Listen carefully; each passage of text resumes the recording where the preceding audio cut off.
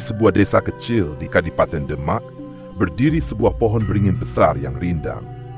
Pohon itu dikenal sebagai tempat peristirahatan para musafir yang melintasi wilayah tersebut. Di bawah naungan dedaunannya, sering terlihat seorang pria sederhana mengenakan pakaian lurik coklat, duduk bersila dengan tenang. Dia adalah Sunan Kalijaga, seorang wali Allah yang terkenal dengan cara dakwahnya yang menggunakan pendekatan budaya dan seni. Suatu siang, di tengah semilir angin yang menyejukkan, datang seorang pemuda dengan langkah gontai. Wajahnya penuh debu perjalanan, namun matanya memancarkan semangat. Pemuda itu bernama Kah Santri, seorang pengembara dari tanah Pasundan yang telah mendengar nama besar Sunan Kalijaga. Ia telah berjalan berhari-hari untuk menemui wali tersebut demi mencari jawaban atas kegelisahan batinnya. "Assalamualaikum Kiai," sapa Jaka Santri dengan nada penuh hormat sambil membukukan badannya. Sunan Kalijaga membuka mata dan tersenyum tipis. "Waalaikumsalam warahmatullah. Apa yang membawamu ke sini, anak muda?" "Saya mencari ilmu, Kiai. Hati saya gelisah dan saya merasa hidup saya kosong tanpa makna. Saya ingin belajar tentang hidup dan agama, dan saya mendengar Kiai adalah guru yang bijaksana," jawab Jaka Santri dengan suara penuh harap. Sunan Kalijaga memandang pemuda itu dengan tatapan tajam namun penuh kasih. Ilmu dan pemahaman tidak datang hanya dengan permintaan.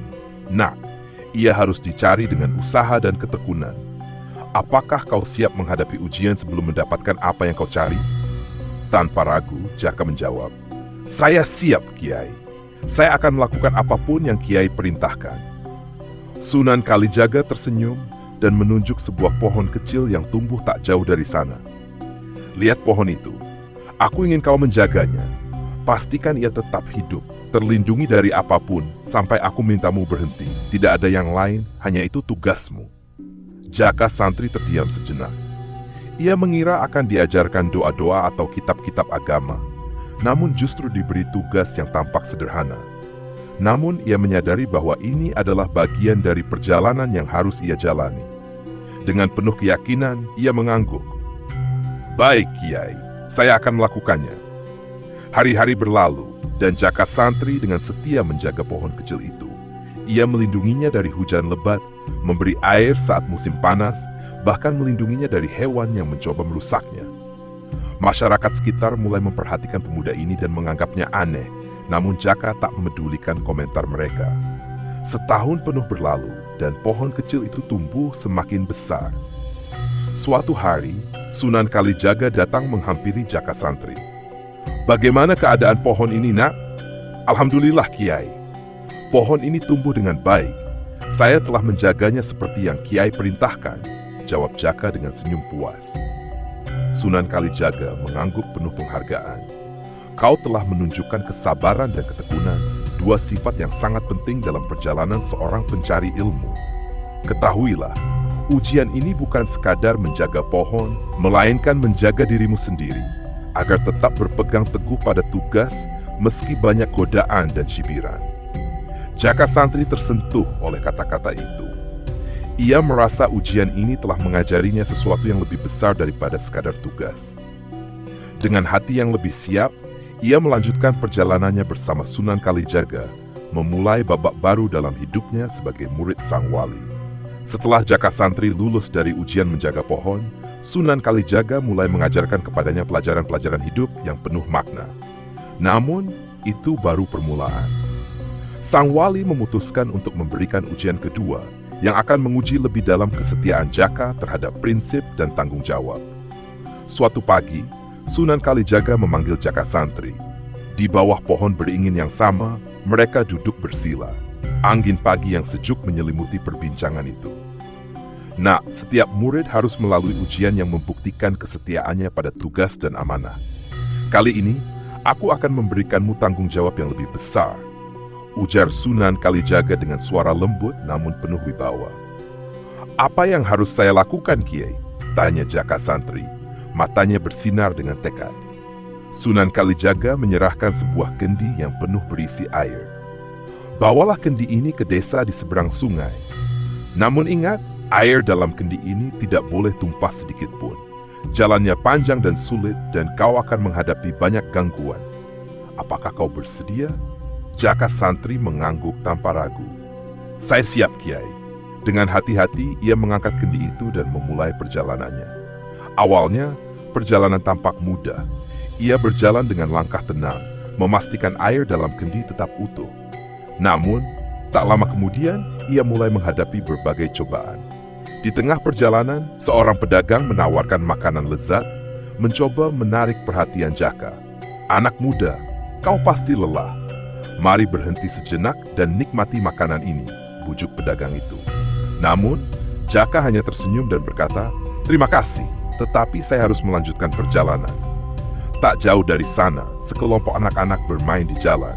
Salah satu dari mereka secara tidak sengaja menabraknya, hampir membuat kendi itu terjatuh. Jaka dengan sigap menyeimbangkan kendi dan melanjutkan langkahnya tanpa marah. Rintangan terbesar datang ketika ia harus menyeberangi sungai. Air sungai yang deras dan batu-batu licin membuatnya hampir tergelincir. Namun dengan hati-hati dan penuh perhatian, Jaka berhasil mencapai seberang tanpa menumpahkan setetes pun air. Setelah menempuh perjalanan yang panjang dan penuh tantangan, Jaka akhirnya tiba di desa tujuan. Ia menyerahkan kendi itu kepada seseorang yang sudah menunggu di sana, sesuai pesan Sunan Kalijaga. Kendi itu masih penuh tanpa ada air yang tumpah. Ketika kembali ke pohon beringin, Sunan Kalijaga menyambutnya dengan senyum lebar. Kau telah berhasil, Jaka. Apa yang kau pelajari dari perjalanan ini? Jaka berpikir sejenak sebelum menjawab. Saya belajar bahwa kesetiaan pada tugas membutuhkan perhatian penuh dan pengendalian diri. Gangguan ada di mana-mana, tetapi jika hati tetap fokus, maka amanah dapat terjaga. Sunan Kalijaga mengangguk puas. Benar sekali, Nak. Dalam kehidupan, tugas kita adalah menjaga amanah Allah dengan penuh tanggung jawab, meskipun godaan dan rintangan datang dari segala arah. Hari ini, kau telah menunjukkan kesetiaanmu.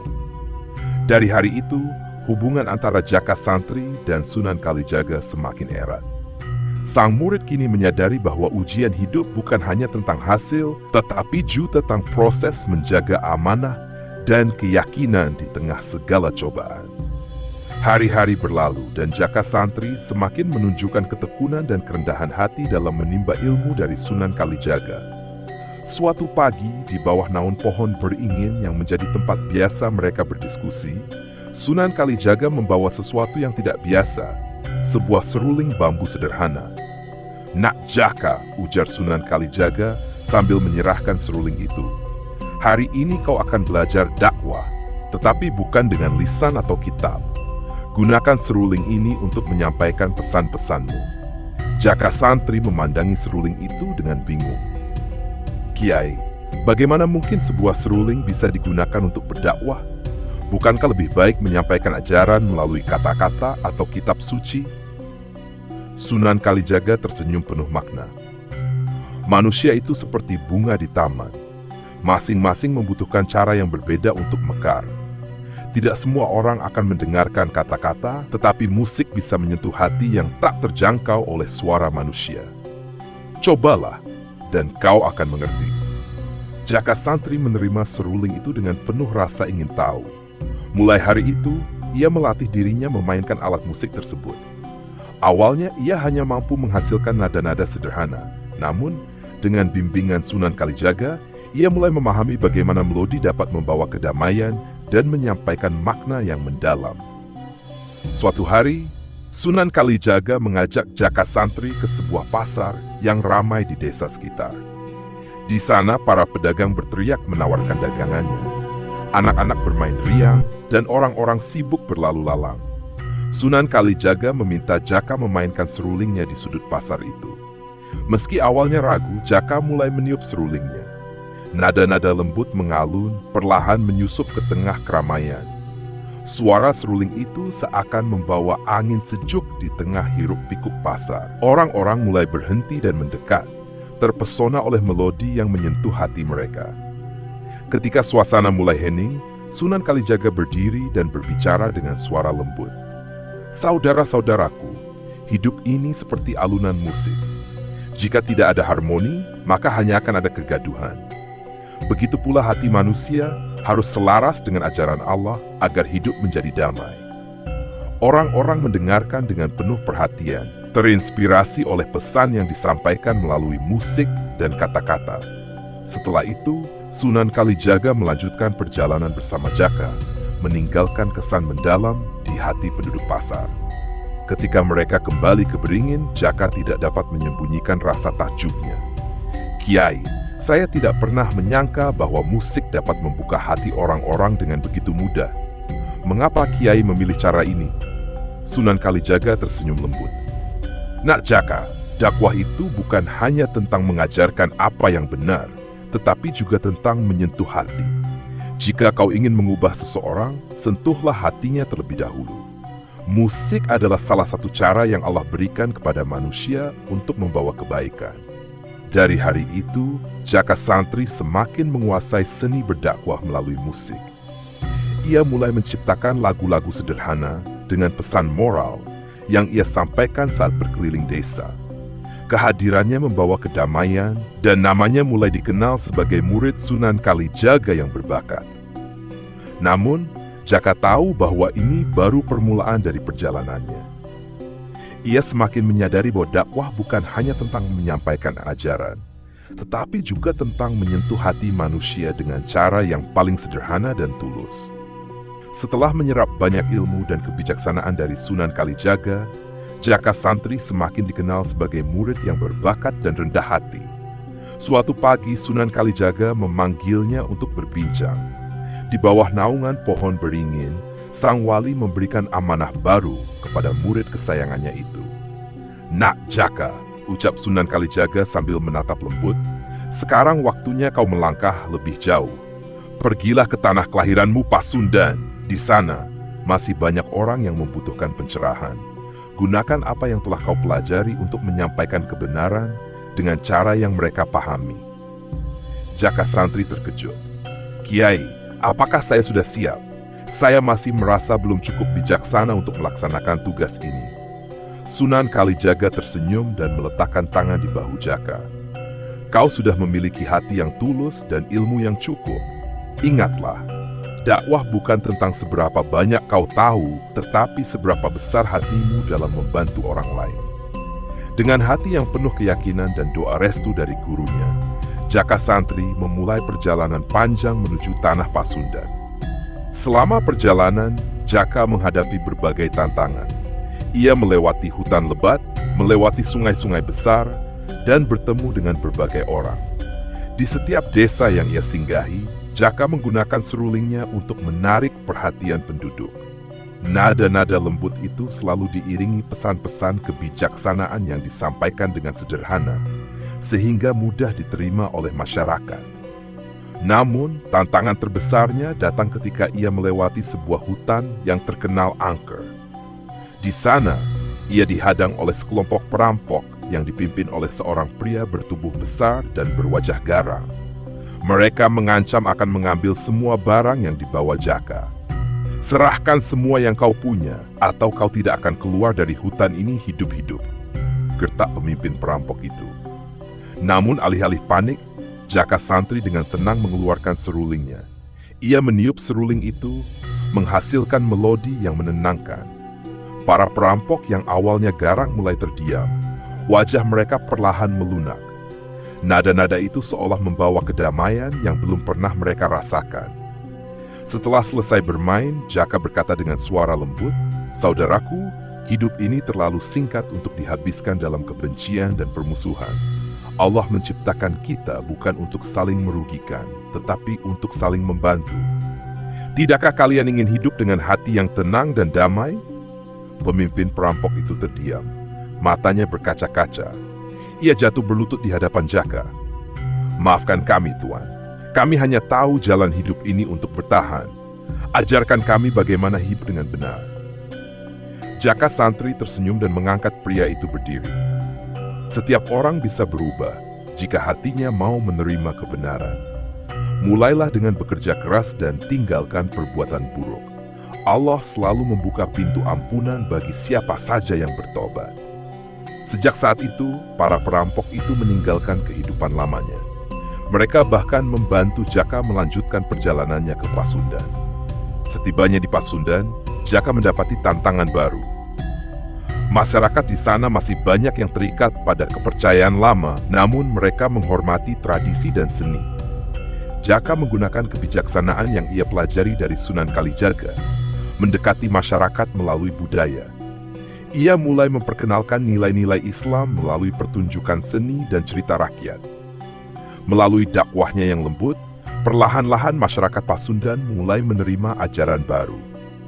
Jaka menjadi figur yang dihormati, bukan hanya karena ilmunya, tetapi juga karena kerendahan hatinya dalam memahami tradisi setempat. Setelah menetap di Pasundan untuk beberapa waktu, Jaka Santri semakin dikenal karena pendekatan dakwahnya yang lembut dan syarat kebijaksanaan. Ia mendekati masyarakat melalui seni yang sudah menjadi bagian dari kehidupan mereka sehari-hari.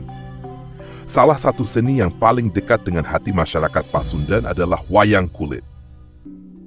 Di suatu malam, saat bulan purnama menerangi langit, Jaka Santri memperhatikan pertunjukan wayang kulit yang digelar oleh penduduk desa.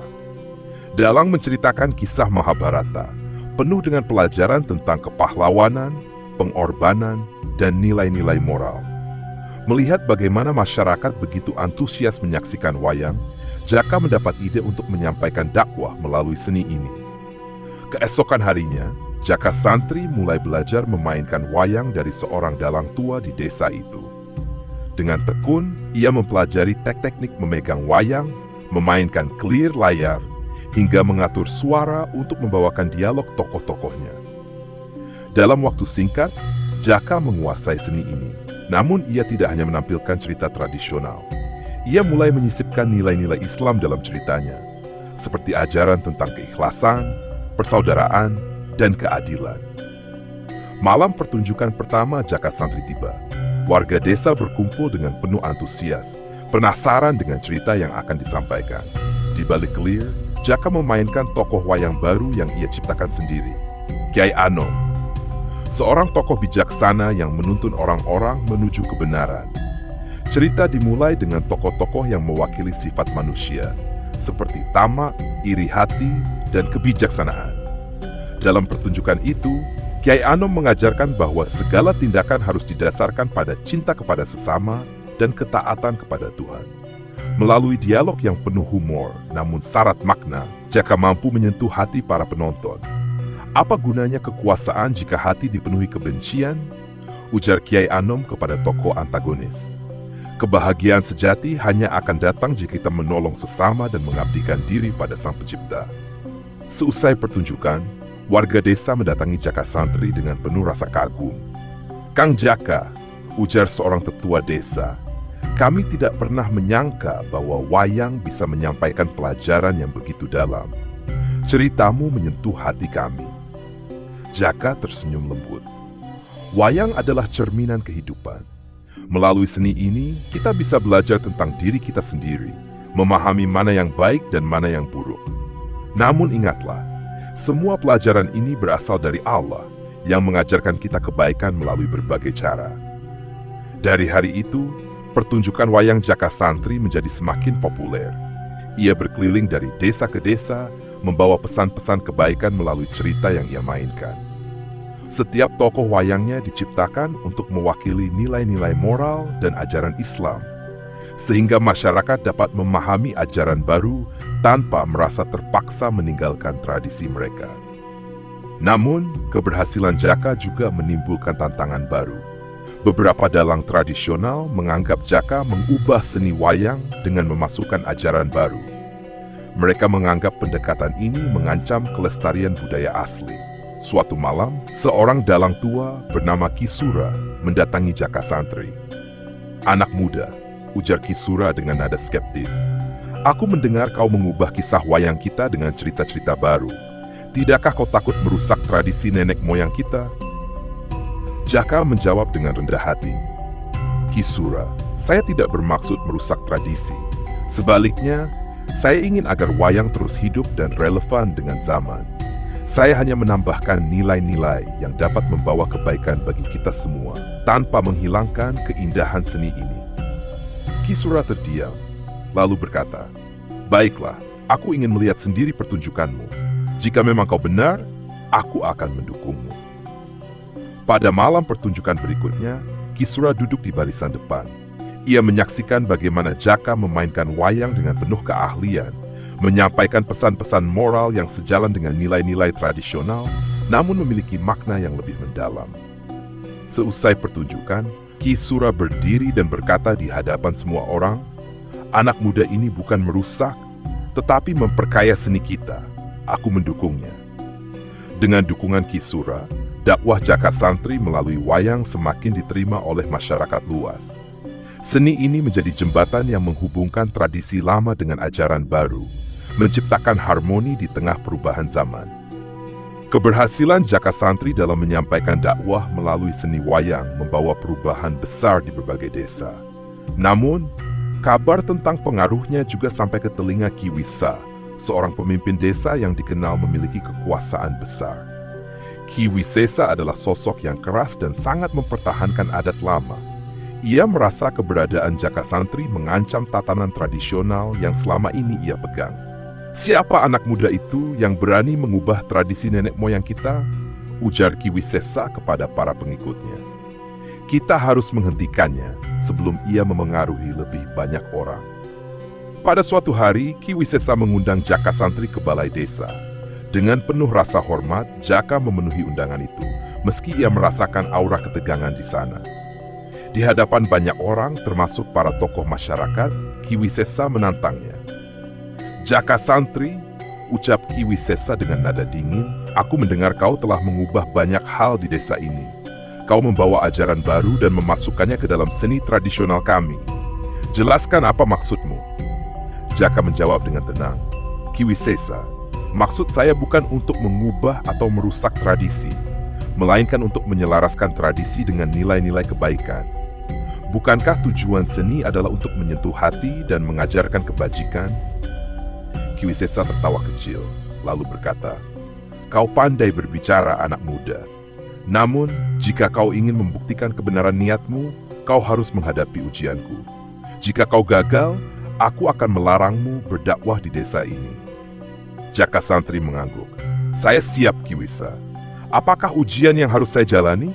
Ki Wisesa mengajukan 3 ujian kepada Jaka Santri, yang dirancang untuk mengukur keberanian, kebijaksanaan, dan kesetiaannya pada nilai-nilai yang ia bawa. Ujian pertama, melewati hutan larangan. Jaka diminta melewati hutan larangan yang terkenal angker di malam hari. Hutan itu penuh dengan mitos tentang makhluk halus dan bahaya yang mengintai. Banyak orang percaya siapapun yang masuk ke hutan itu tidak akan kembali. Namun, Jaka menghadapi ujian ini dengan tawakal. Ia melantunkan ayat-ayat suci di sepanjang perjalanan, memohon perlindungan dari Allah. Di tengah kegelapan, ia mendengar suara-suara aneh, namun ia tetap melangkah tanpa rasa takut. Saat fajar menyingsing, ia berhasil keluar dari hutan tanpa terluka. Ujian kedua, menyelesaikan konflik warga. Ki Wisesa kemudian meminta Jaka menyelesaikan konflik panjang antara 2 keluarga di desa yang saling bermusuhan. Perselisihan itu telah berlangsung bertahun-tahun dan hampir mustahil diselesaikan. Jaka mendatangi kedua keluarga tersebut dan mendengarkan keluhan mereka dengan penuh empati. Ia tidak memihak, melainkan membantu mereka melihat bagaimana dendam hanya membawa penderitaan. Dengan kebijaksanaan, ia mengajukan solusi yang adil, mendamaikan kedua pihak. Konflik yang bertahun-tahun tak terpecahkan akhirnya berakhir dalam 1 hari. Ujian ketiga, menghadirkan hujan. Ujian terakhir adalah yang paling sulit. Desa sedang mengalami musim kemarau panjang, dan Ki Wisesa meminta Jaka untuk menghadirkan hujan sebagai bukti kekuatan iman dan niat baiknya. Jaka tidak mengklaim memiliki kemampuan supranatural, tetapi ia mengajak seluruh warga desa untuk bersama-sama berdoa kepada Allah. Dengan tulus, mereka menggelar doa bersama di tengah lapangan desa. Dalam doa itu, Jaka berkata, "Hanya Allah yang dapat memberikan rahmat-Nya. Jika hujan adalah yang terbaik untuk kita, maka Dia akan mengabulkan. Menakjubkan, pada sore harinya, awan gelap berkumpul di langit. Hujan deras turun, membasahi tanah yang kering. Warga desa bersorak gembira, dan Ki Wisesa terdiam, menyadari bahwa Jaka Santri bukanlah orang biasa. Setelah ketiga ujian itu, Ki Wisesa memanggil Jaka di balai desa. Kali ini suaranya lebih lembut. "Anak muda, kau telah membuktikan ketulusan niatmu.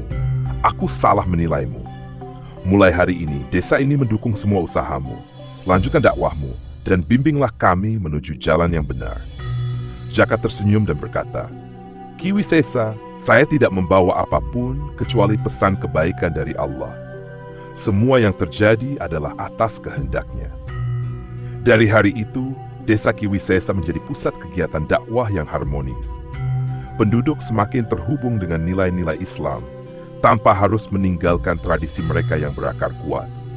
Jaka Santri terus melanjutkan perjalanannya, membawa perubahan yang damai kemanapun ia pergi.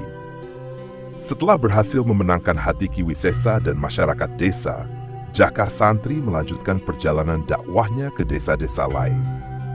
Kabar tentang kebijaksanaannya menyebar luas, sehingga banyak orang dari berbagai tempat datang untuk belajar darinya. Namun, perjalanan ini tidak hanya mengajarkan ilmu kepada orang lain, tetapi juga memperkaya pemahaman Jaka tentang keragaman masyarakat dan tantangan kehidupan. Pada suatu hari, di sebuah desa kecil yang terletak di kaki gunung, Jaka bertemu dengan seorang pemuda bernama Rangga, yang penuh semangat tetapi memiliki sifat keras kepala. Rangga datang kepada Jaka dan berkata, "Tuan Jaka, ajari aku cara menjadi seperti Anda. Aku ingin menjadi orang bijaksana yang dihormati oleh banyak orang." Jaka tersenyum mendengar permintaan itu. "Nak Rangga," ujarnya lembut, "menjadi bijaksana bukanlah tentang dihormati orang lain, tetapi tentang memahami dan mengabdikan diri pada kebaikan. Jika kau ingin belajar, kau harus bersedia mendengar dan bersabar." Rangga mengangguk setuju. Sejak saat itu, ia menjadi murid Jaka yang paling tekun, meskipun sifat keras kepalanya seringkali memunculkan tantangan baru. Ujian pertama untuk Rangga. Suatu hari, Jaka membawa Rangga ke sebuah sungai yang besar. Ia menyerahkan sebuah keranjang bambu berlubang kepada Rangga dan berkata, "Isi keranjang ini dengan air dan bawalah kembali kepadaku." Rangga mengerutkan dahi, merasa tugas itu mustahil. "Guru, bagaimana mungkin keranjang berlubang dapat menampung air?" "Cobalah," kata Jaka sambil tersenyum. Rangga mencoba berulang kali, tetapi air selalu bocor keluar dari keranjang sebelum ia bisa membawanya kembali. Setelah beberapa saat, ia menyerah dan berkata dengan nada frustasi, "Ini tidak mungkin, Guru. Keranjang ini tidak bisa menampung air." Jaka mendekati Rangga dan menunjuk keranjang itu. "Lihatlah keranjang ini. Meskipun tidak bisa menampung air, ia kini menjadi bersih karena usaha yang kau lakukan. Begitu pula dengan hatimu. Saat kau berusaha dengan tulus, meski tampaknya tak menghasilkan apa-apa, sesungguhnya hatimu sedang dibersihkan dari kesombongan dan keraguan." Pelajaran itu membekas di hati Rangga, mengajarinya pentingnya kesabaran dan ketulusan dalam setiap usaha. Dakwah pertama Rangga. Setelah beberapa bulan belajar, Jaka memberi Rangga kesempatan untuk menyampaikan dakwah pertamanya di sebuah desa kecil. Awalnya Rangga merasa percaya diri, tetapi ketika berdiri di hadapan warga, ia menjadi gugup dan kehilangan kata-kata. Warga desa mulai berbisik dan beberapa bahkan tertawa kecil. Rangga merasa malu dan gagal. Seusai acara, ia menemui Jaka dengan wajah muram. "Guru, saya tidak pantas menjadi dai. Saya hanya mempermalukan diri sendiri." Jaka menepuk bahunya dan berkata, "Nak Rangga, kegagalan adalah bagian dari belajar. Tidak ada orang yang langsung berhasil tanpa melalui kesalahan. Ingatlah, keberanianmu untuk mencoba sudah menjadi langkah besar. Jangan menyerah hanya karena satu kesalahan." Pelajaran itu memotivasi Rangga untuk terus berlatih.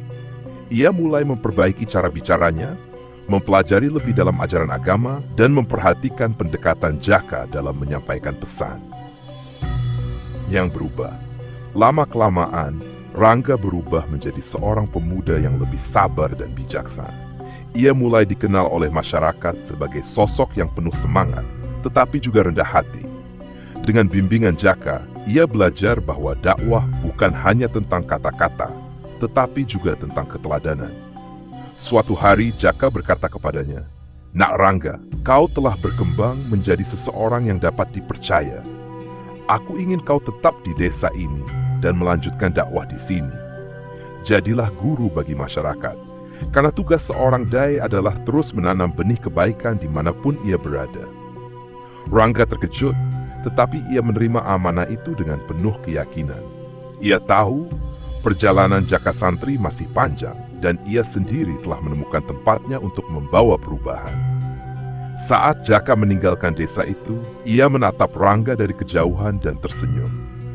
Dalam hatinya, ia tahu bahwa dakwah tidak hanya tentang mengajarkan kebaikan, tetapi juga tentang melahirkan generasi baru yang akan meneruskan perjuangan.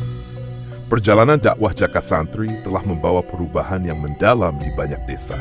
Masyarakat yang dulu ragu-ragu kini mulai hidup dengan nilai-nilai Islam yang diajarkan dengan cara yang penuh kasih dan pengertian. Dari setiap tempat yang ia singgahi, Jaka meninggalkan jejak yang tak terhapuskan, baik dalam bentuk perubahan spiritual maupun dalam cara masyarakat menjalani kehidupan mereka. Namun, saat usianya semakin bertambah, Jaka mulai merasakan bahwa waktunya untuk terus bergerak dari satu desa ke desa lainnya semakin terbatas. Ia memutuskan untuk kembali ke tempat pertama kali ia bertemu dengan Sunan Kalijaga, tempat yang menjadi sumber ilmu dan kebijaksanaan bagi hidupnya. Di bawah pohon beringin yang rimbun, tempat yang penuh kenangan, Jaka Santri duduk merenung. Udara sejuk dan tenang mengelilinginya, dan suara alam memberi rasa damai di hatinya. Ia teringat akan setiap langkah yang telah ia lalui, setiap pertemuan dengan orang-orang yang telah ia bantu, dan terutama setiap pelajaran yang ia terima dari gurunya, Sunan Kalijaga. Seorang pemuda datang menghampiri Jaka yang kini sudah menua. Pemuda itu adalah Rangga, yang kini telah menjadi seorang dai yang terhormat di desa tempat Jaka pertama kali mengajarkannya. Rangga melihat gurunya yang telah mengajarkan banyak hal dalam hidupnya.